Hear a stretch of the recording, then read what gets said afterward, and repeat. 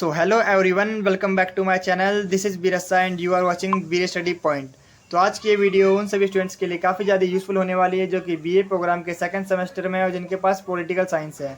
मैं अपने इन सभी वीडियो में 10 ईयर के जितने भी मोस्ट इंपॉर्टेंट क्वेश्चंस होते हैं जिनके एग्जाम में आने की पॉसिबिलिटी बहुत ज़्यादा होती है, उन सभी क्वेश्चन को अपनी इन सभी वीडियो में डिस्कस करता हूँ। और वीडियो ज़्यादा लंबी ना हो जाए इसलिए मैं एक वीडियो के अंदर सिर्फ एक ही क्वेश्चन को डिस्कस करता हूँ।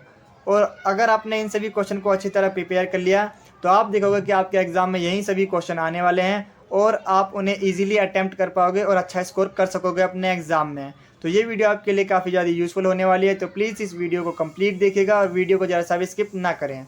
आगे बढ़ने से पहले अगर आप इस चैनल पर पहली बार आए हैं तो इसे जल्दी से जल्दी सब्सक्राइब कर लें जिससे कि आपको इसके लेटेस्ट अपडेट मिलते रहें। और अगर आपने इसकी पहले वाली वीडियो नहीं देखी है तो आप प्लेलिस्ट में जाके बीए प्रोग्राम सेकंड सेमेस्टर की सारी वीडियो देख सकते हैं। तो बिना टाइम वेस्ट करते हुए हम बढ़ते हैं अपने वीडियो की तरफ। तो आज का हमारा मोस्ट इम्पोर्टेंट क्वेश्चन है भारतीय दलीय व्यवस्था की मुख्य प्रवृत्तियों का विश्लेषण की, जो कि आपके लिए काफ़ी ज़्यादा इंपॉर्टेंट क्वेश्चन बनता है। और इसमें क्या क्या है, भारतीय दलीय व्यवस्था की जो मुख्य प्रवृत्तियाँ हैं उनके बारे में विश्लेषण करो। तो सॉल्यूशन में हम लिखेंगे, पहला पॉइंट है बहुदलीय प्रणाली पद्धति। जैसा कि आपको पता है कि जो भारत ने बहुदलीय व्यवस्था को अपनाया है। अब इसके अंदर हम डिटेल में पढ़ेंगे। भारत में लोकतांत्रिक व्यवस्था है। जैसा कि आपको पता है हमारे देश में दल प्रणाली एक दलीय व्यवस्था नहीं है, और जहाँ भी एक दलीय व्यवस्था होती है वो या तो निरंकुशवाद सरकार कहलाती है या फिर तानाशाही व्यवस्था कहलाती है। किंतु भारत में बहुदलीय प्रणाली व्यवस्था है। जो भारत है उसने बहुदलीय प्रणाली व्यवस्था को अपनाया है। हमारे देश में क्षेत्रीय दल राष्ट्रीय सरकार की रचना में महत्वपूर्ण भूमिका निभाते हैं। अब कैसे, जो हमारे राष्ट्रीय दल होते हैं और जो हमारे क्षेत्रीय दल होते हैं, इन दोनों को मिला के हमारी सरकार का निर्माण होता है, जिसमें ये जो क्षेत्रीय दल हैं ये भी काफ़ी ज़्यादा इम्पोर्टेंट रोल निभाते हैं। ठीक है, सभी दलों के बीच राजनीतिक प्रतिद्वंदिता बनी रहती है, यानी कि कंपटीशन बने रहता है। जितने भी हमारे राजनीतिक दल हैं उनके बीच कंपटीशन बना रहता है। अब नेक्स्ट पॉइंट है बहुदलीय प्रणाली अवस्था में एक दलीय प्रधानता। अब ये कैसे है, जो हमारी बहुदलीय प्रणाली व्यवस्था है उसमें एक दलीय प्रधानता कैसे हो सकती है, इसके बारे में हम पढ़ेंगे।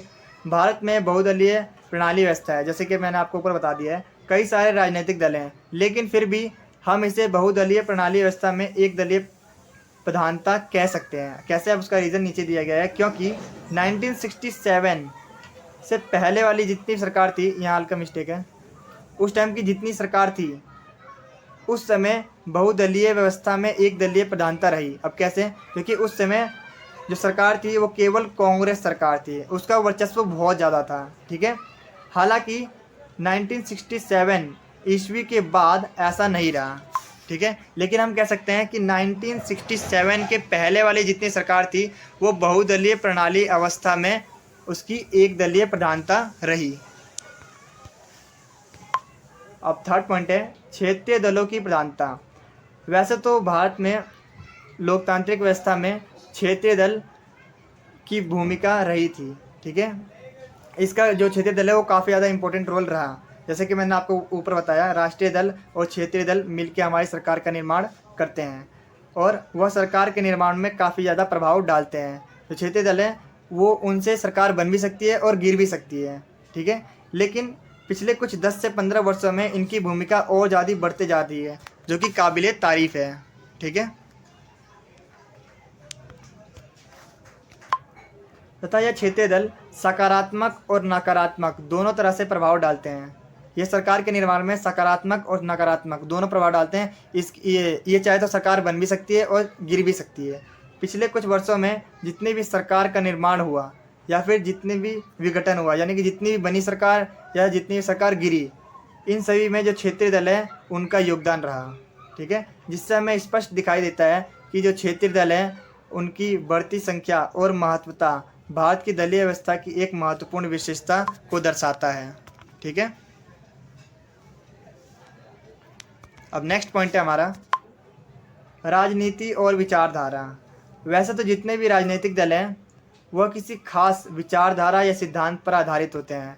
ठीक है, लेकिन वास्तविकता तो यह है कि जितने भी राजनीतिक दल हैं उनका जो नाता है वो राजनीतिक सिद्धांत से और विचारधारा से बहुत ज़्यादा टूटते जा रहा है। ठीक है, वो इन सब चीज़ों पे जो जितने भी राजनीतिक सिद्धांत है और विचारधारा हैं इस पर ध्यान ही नहीं देते हैं। ठीक है, उनका नाता टूटते जा रहा है राजनीतिक सिद्धांत और विचारधारा से। इसको हम निम्न उदाहरण से समझ सकते हैं। वर्तमान में जितनी भी सरकार बन रही है वो गठबंधन के द्वारा बन रही है। ठीक है, उपयुक्त बिंदु से स्पष्ट है कि भारतीय राजनीतिक व्यवस्था की जो नवीन विशेषता यह है कि वो सिद्धांत विहीन है और विचार विहीन है। उसमें कोई किसी ने इतना पावर नहीं है कि वो खुद ही अकेले सरकार बन सके। उन्हें गठबंधन को अपनाना पड़ता है, तब जाके वो सरकार बन पाती है। ठीक है, तो ये हमें क्या दर्शाता है कि सिद्धांत विहीन है और विचार विहीन सरकार का अब निर्माण होते जा रहा है। अब 5th पॉइंट है दल बदल की प्रवृत्ति। भारतीय राजनीतिक व्यवस्था में एक मुख्य विशेषता दल बदल भी है। अब कैसे? जिसमें कई व्यक्ति जो होते हैं या फिर नेता होते हैं वो मजबूरी में अपना दल बदल करते हैं। ठीक है, मजबूरी में उनको अपना दल बदलना पड़ता है। लेकिन ऐसे बहुत से नेता हैं जो कि अपने स्वार्थ के लिए दल बदलते हैं।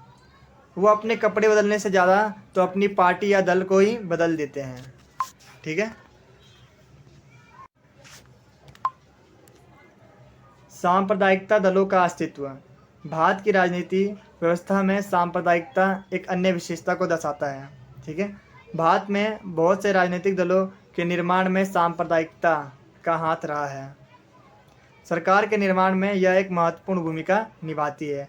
विभिन्न राजनीतिक दल भले ही अपने ऊपर धर्मनिरपेक्षता का नकाब पहने, यानी कि ये क्या करते हैं कि दिखाते हैं कि हम किसी धर्म के विरोध में नहीं है। ठीक है, लेकिन जब भी पॉलिटिक्स आता है तो वो क्या करते हैं, जब भी वोट का टाइम आता है तो वो किसी एक धर्म को ऊंचा दिखाते हैं, किसी एक धर्म को नीचे दिखाते हैं, जिससे कि उन्हें वोट मिल सके। ठीक है, लेकिन तमाम राजनीतिक दल के चेहरे के पीछे सांप्रदायिक है। राजनीतिक और सांप्रदायिकता का संबंध धीरे धीरे और ज़्यादा गहरा होते जा रहा है और ज़्यादा बढ़ते जा रहा है। ठीक है, तो thank you so much for watching this video. अगर आपको ये वीडियो ज़रा से भी अच्छी लगी हो तो प्लीज़ इसे लाइक शेयर कमेंट जरूर करना और इसे सब्सक्राइब तो ज़रूर कर लेना फॉर लेटेस्ट अपडेट के लिए। Thank you so much.